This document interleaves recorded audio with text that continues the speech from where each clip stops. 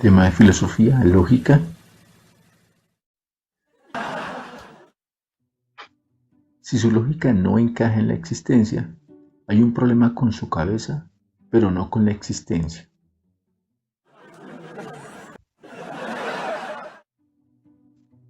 Lógica son las leyes del pensamiento. El pensar es un proceso que no constituye como un acto mecánico, sino que se establece a partir de una asociación de ideas.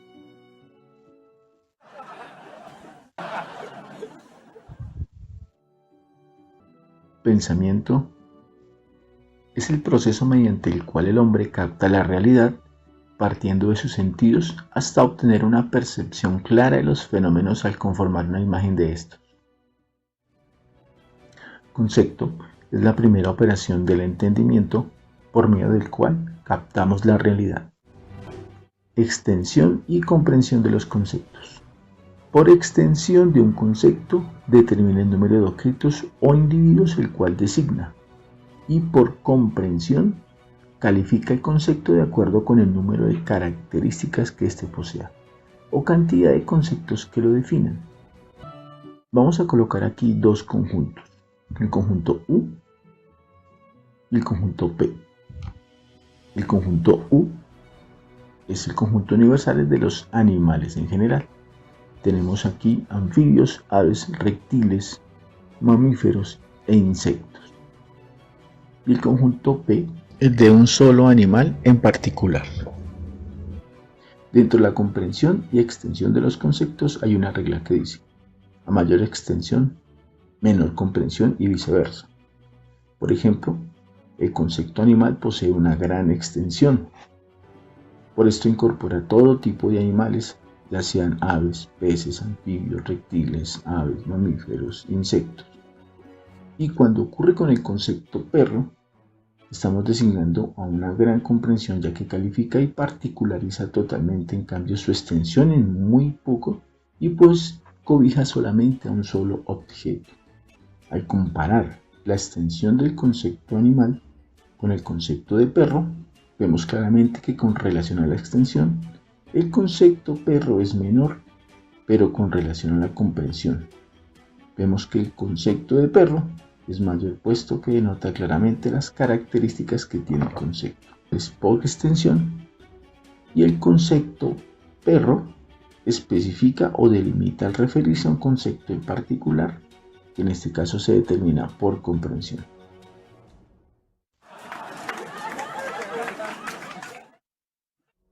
Características esenciales y accidentales del concepto.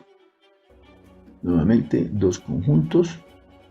El primero es el perro, y esencialmente sabemos que es perro, pero accidentalmente no sabemos si el perro es bravo o si el perro es tierno. En esencia, el concepto perro es lo que determina qué es el concepto, y lo que determina el concepto dentro de esas cualidades son los elementos accidentales del concepto. Para hoy, los principios lógicos clásicos.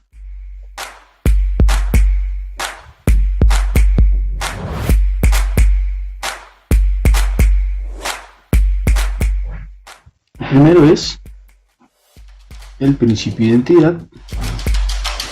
El siguiente es el principio de contradicción. El tercero, principio tercero excluido. Y el último, el de principio de razón suficiente. Para poder aplicar estos principios, es importante que exista una proposición. La proposición es una figura de la realidad, y la proposición es un modelo de la realidad tal como la pensamos. Se expresa por medio de un sujeto y un predicado. Principios lógicos son las leyes del pensamiento que nos aseguran su validez. El primero, el principio de identidad. Este principio expresa la igualdad de la idea consigo mismo. Se representa con la siguiente fórmula: X es X o 2 es igual a 2. Por ejemplo, casa es casa, carro es carro. Para que este principio de identidad tenga una validez y este principio cobre importancia para nuestro entendimiento en la medida que el predicado exprese notas complementarias al sujeto. En este caso, Bolívar es el libertador de 5 repúblicas.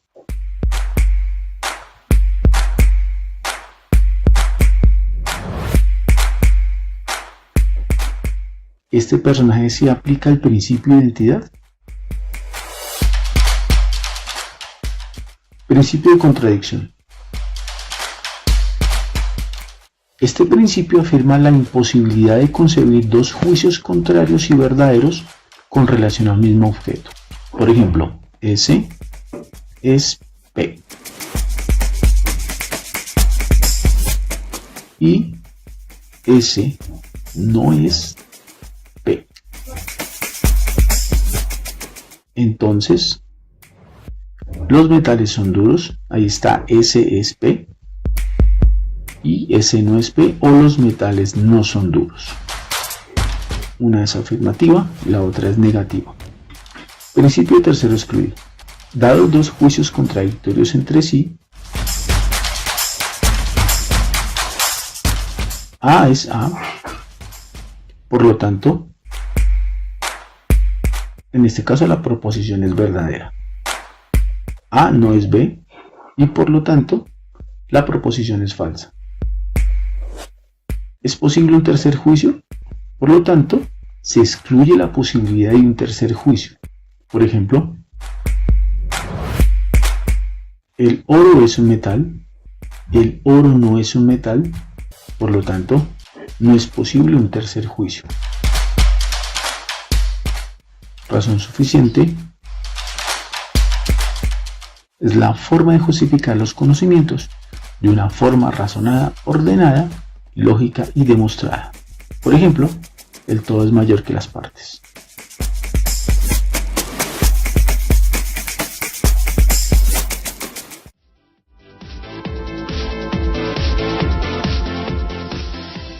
Si el concepto es la primera operación del entendimiento, el juicio es la segunda operación del entendimiento. A partir de la comparación que se establece por medio del juicio, el entendimiento afirma o niega los elementos que determinan la relación y tiene la siguiente estructura. Tiene elementos fundamentales como el sujeto, la cópula y el predicado.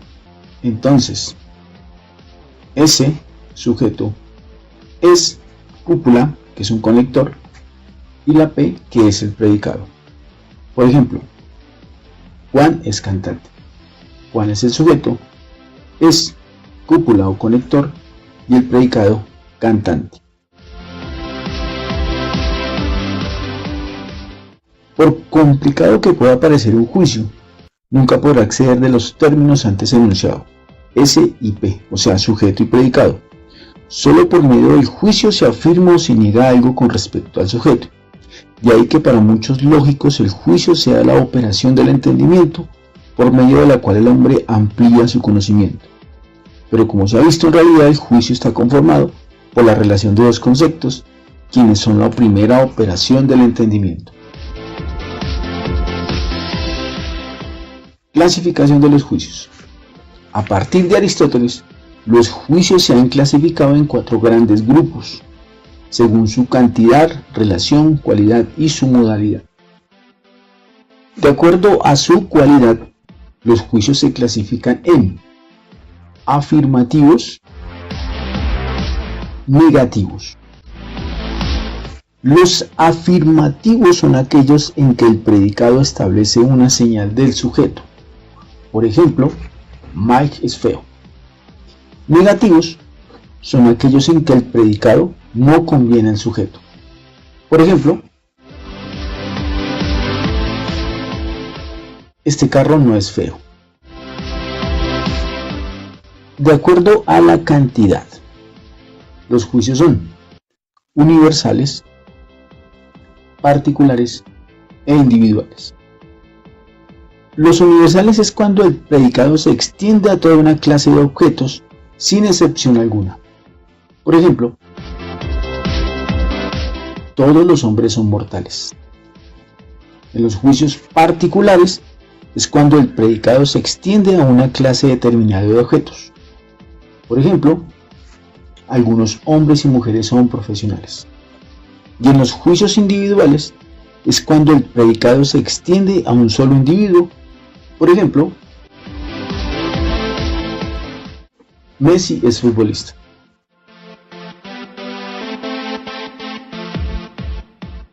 La siguiente clasificación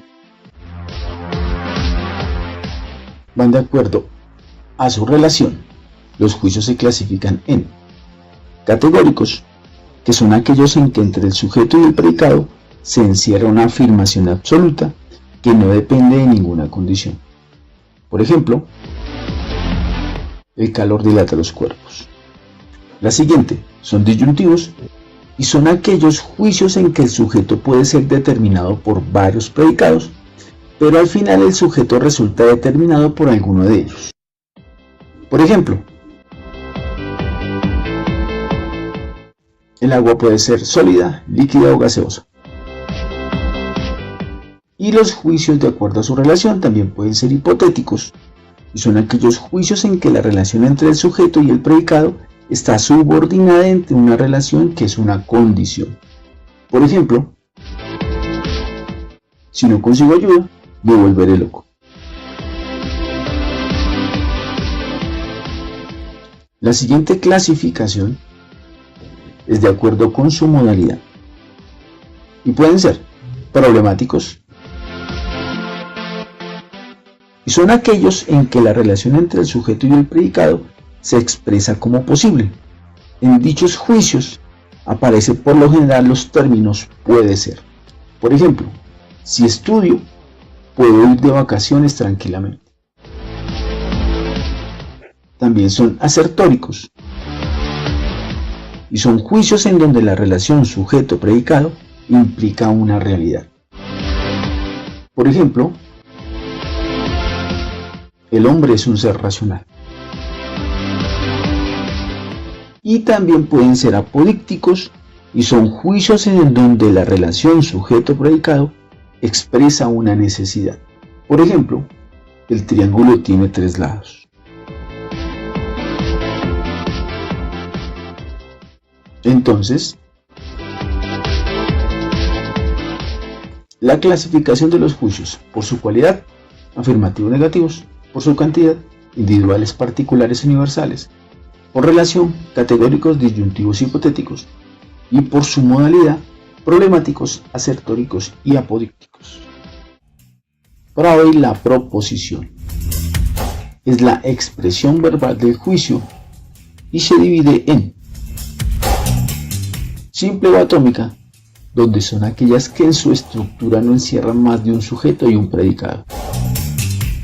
Por ejemplo, Juan es un buen estudiante. La siguiente es una proposición compuesta o molecular y está conformado por varios sujetos y varios predicados. Por ejemplo, Carlos y Juan son buenos amigos y están jugando todo el tiempo. O que otra definición de proposición es cuando manifestamos los diferentes modos de nuestro sentir. En ellas se encierran todos nuestros estados de ánimo. Clasificación de las proposiciones. Pueden ser enunciativas. En ellas expresamos un sentido que encierra tan solo una simple manifestación, ya sea afirmativa o negativa. Por ejemplo, Laura estudia. La siguiente es interrogativa. En ella se manifiesta el deseo de saber, de conocer, de satisfacer una curiosidad. Encierran por lo tanto una pregunta. Por ejemplo, ¿Camila es aplicada? La otra proposición es optativa. Estas proposiciones expresan un deseo y pueden expresarse de diferentes modos, de ahí su carácter optativo, ya sea en forma imperativa, enunciativa o interrogativa. Por ejemplo, viva nuestra ciudad. La otra clasificación es la imperativa. Son las proposiciones en las cuales expresamos un orden o mandato. Por ejemplo, estudia y aprende. Cuadro de oposiciones lógicas entre proposiciones.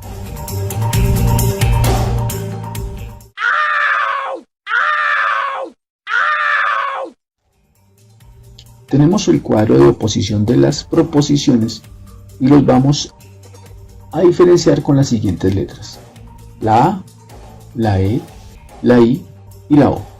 La A encierra la siguiente proposición: todo hombre es mortal.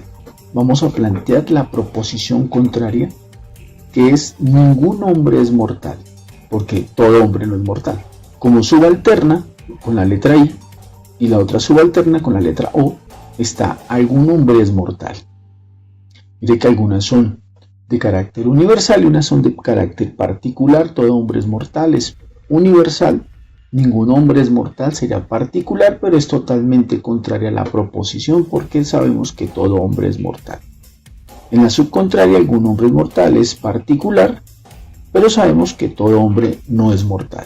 Entonces, como proposición subcontraria a la O, encontramos algún hombre no es mortal, sigue siendo particular, pero no todo hombre es mortal. Se plantean las contradictorias entre la A y la O, la I y la E. Entonces, recuerden, todo hombre es mortal, ningún hombre es mortal, algún hombre es mortal, algún hombre no es mortal. Solo una es universal y las otras son particulares. Simbolizada con la letra A, todo hombre es mortal, ningún hombre es inmortal, algún hombre es inmortal y la O, algún hombre no es mortal. Entonces, como es universal, todo S es P. Por lo tanto, ahí también encontramos un principio de identidad, contrario a que ningún S es P. O sea que aquí también existiría un principio lógico donde se establecería que hay un principio de contradicción. Siguiente, con la letra I, algún S es P, totalmente subcontraria, entonces algún S no es P. La A, como ya les había dicho, tiene un principio de identidad. La E, la I y la O son principios de contradicción. La A no solamente es un principio de identidad, sino que también es de razón suficiente. Varios juicios o varias proposiciones, o en este caso esta proposición, puede tener valoraciones diferentes, pero que tienen la misma categoría, que es universal y que también tiene un principio de identidad. Recuerde que estas que estamos señalando con las flechas entre la A y la O son contradictorias, la I y la E son totalmente contradictorias. El silogismo podría ser un ejemplo de pensamiento deductivo, como en el siguiente ejemplo. En este salón hay personas inteligentes. Beatriz está en este salón. Entonces Beatriz es una persona inteligente. El nombre de Beatriz podría ser cambiado por el de cualquier estudiante. Siendo así, también se podría llegar a la misma conclusión de que esas personas también son inteligentes. Este ejemplo de deducción es aplicar un silogismo. El silogismo es un modo de razonamiento de tres proposiciones, que consta de dos premisas y una conclusión. Para esto, la primera premisa debe ser de carácter universal o general, y se puede comprobar, porque independientemente del concepto que se tenga de inteligencia, en conjunto, los estudiantes allí presentes tenían un conocimiento académico adquirido, capacidad de comprensión, de análisis y de pensamiento crítico. La segunda premisa, o premisa menor, es de carácter particular o específico, y de nuevo comprobable y verificable, pues el estudiante mencionado sí se encontraba en el salón. La tercera proposición es la conclusión y es el resultado lógico de las dos premisas. No se podía llegar a un resultado diferente. Si en el salón habían personas inteligentes y Beatriz estaba en el salón, pues es porque ella es una persona inteligente. Cabe destacar que independientemente del silogismo, ella sí es inteligente, porque es muy fácil de aplicar. Atención al siguiente silogismo, que consta de dos premisas y una conclusión. Una premisa mayor, una menor y una conclusión, que la conclusión es el resultado de las dos primeras premisas. Los peces son animales acuáticos. La ballena es un animal acuático, por lo tanto la ballena es un pez.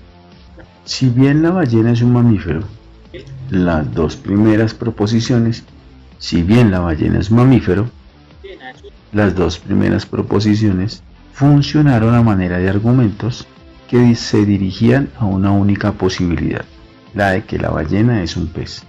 Y aunque este segundo ejemplo llega a una conclusión, todo el proceso de argumentación puede llegar a hacer pensar o creer, podemos llegar a pensar que la ballena no es un mamífero, sino que es un pez. Entonces, repasemos. El silogismo es un razonamiento en el que por medio de dos premisas se llega a una conclusión.